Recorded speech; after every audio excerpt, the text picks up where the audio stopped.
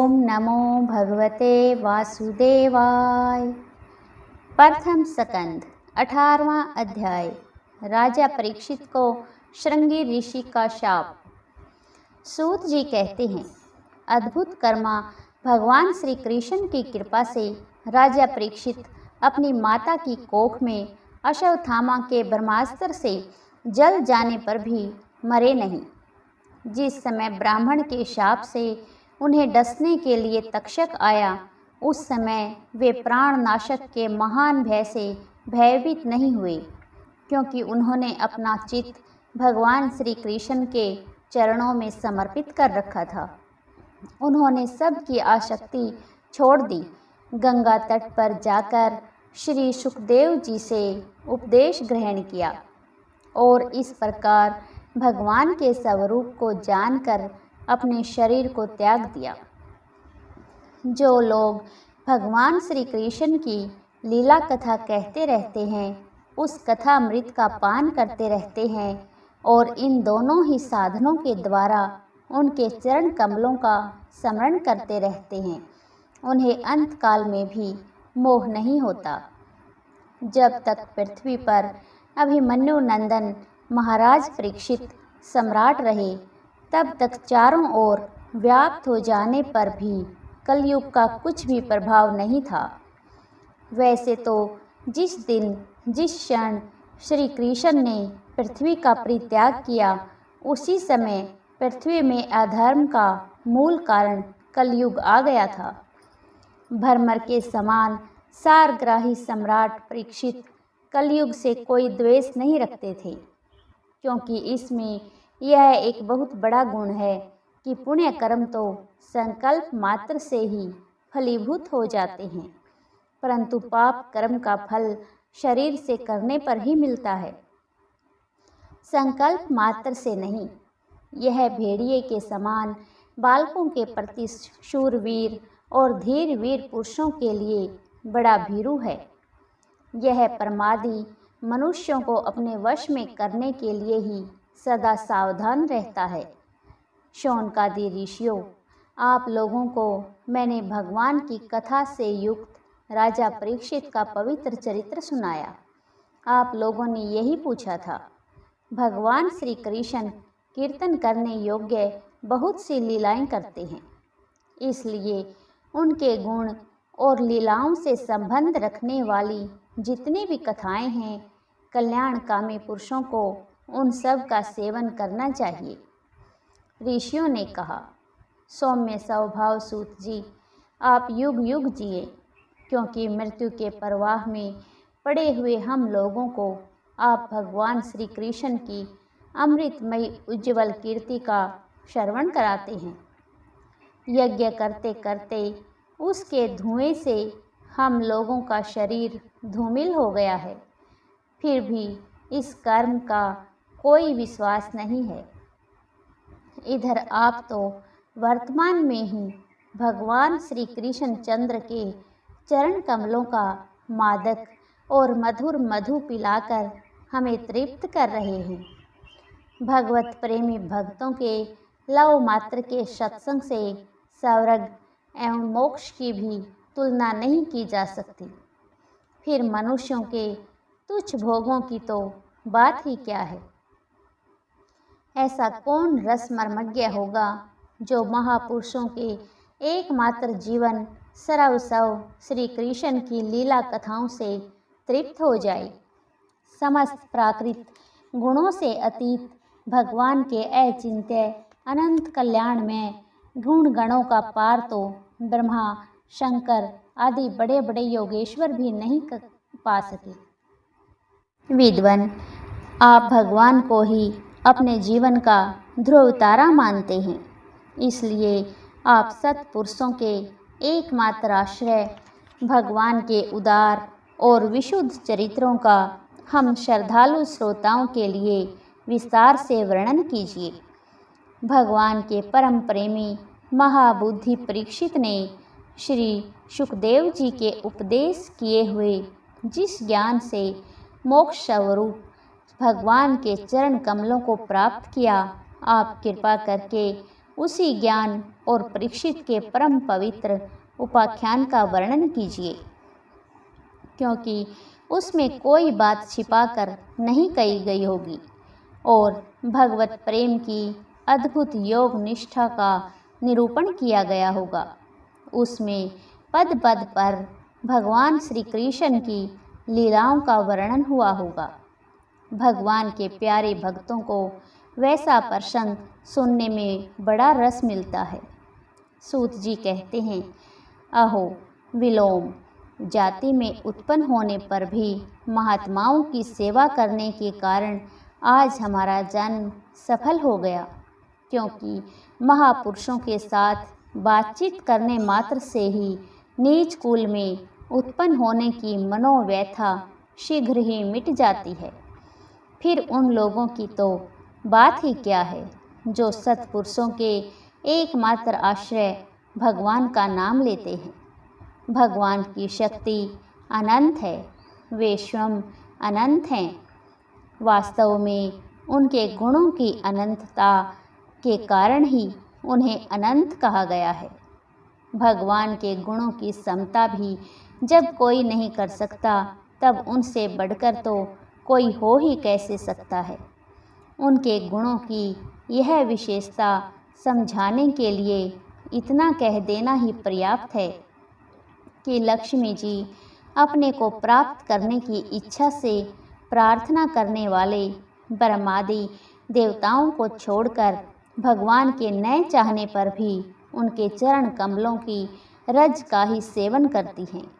ब्रह्मा जी ने भगवान के चरणों का प्रक्षालन करने के लिए जो जल समर्पित किया था, वही उनके चरण नखों से निकलकर गंगा जी के रूप में प्रवाहित हुआ। यह जल महादेव जी सहित सारे जगत को पवित्र करता है। ऐसी अवस्था में त्रिभुवन में श्री कृष्ण के अतिरिक्त भगवान शब्द का दूसरा और क्या अर्थ हो सकता है।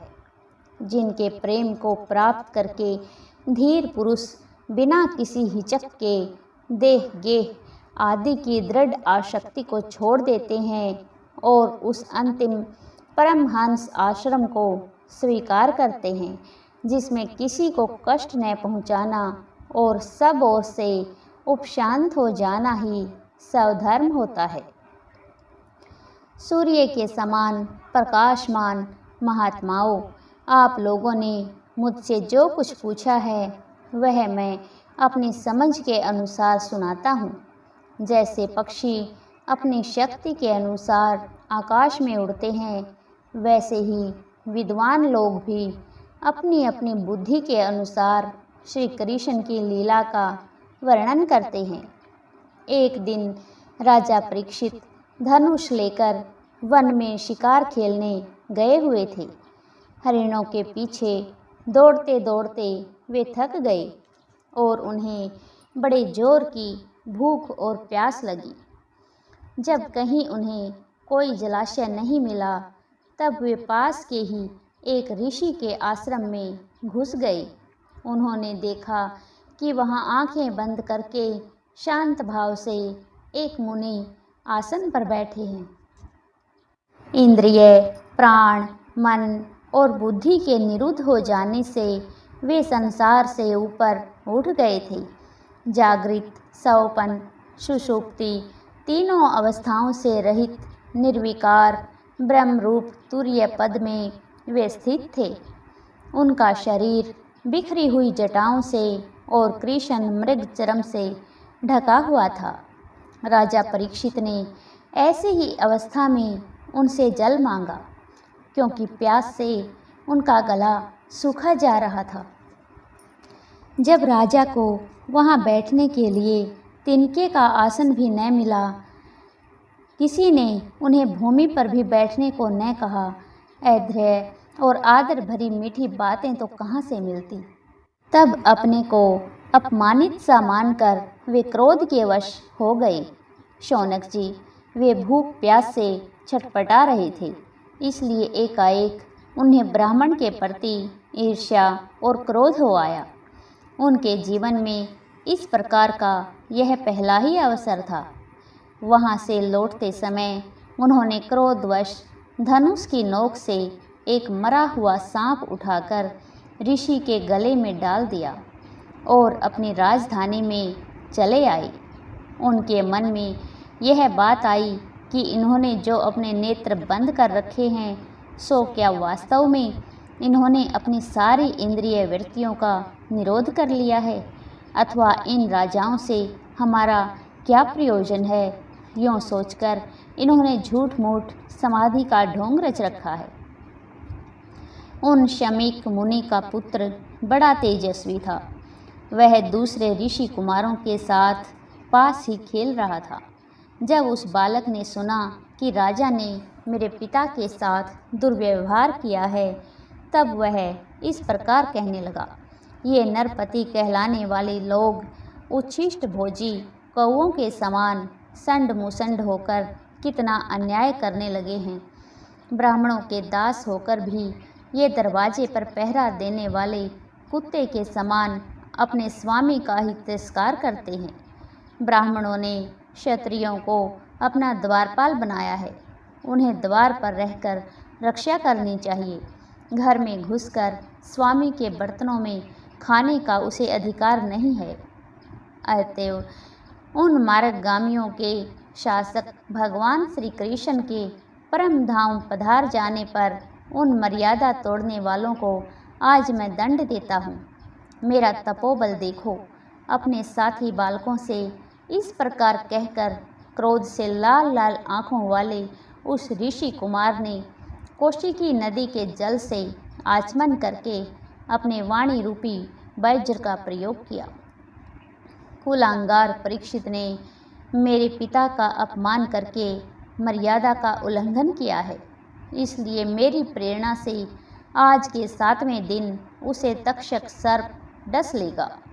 इसके बाद वह बालक अपने आश्रम पर आया और अपने पिता के गले में सांप देखकर उसे बड़ा दुख हुआ तथा वह दाढ़ मारकर रोने लगा।